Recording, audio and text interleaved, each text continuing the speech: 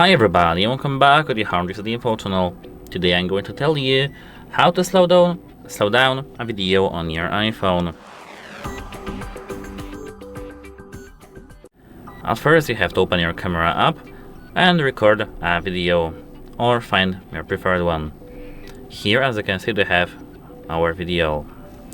We have put up these 3 lines here, and if you have recorded your video on the newer iPhones, for example on my iPhone 12 it doesn't work, here we have this time icon.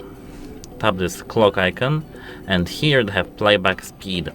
We have 100% or 50%, 30 FPS. Tap it and here we have it. You can manage when the video will be slowed down and when the video will be not slowed down. Let's do something like that, for example, and let you hear that even the audio is changed. Hi, as it goes.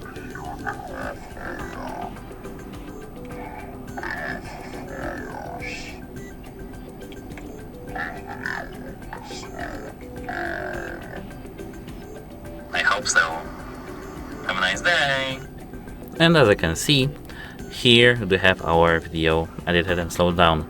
We have it tap done here, and now everything is done. If you have some questions, ask them in the comments below. And that's it for this video. Goodbye!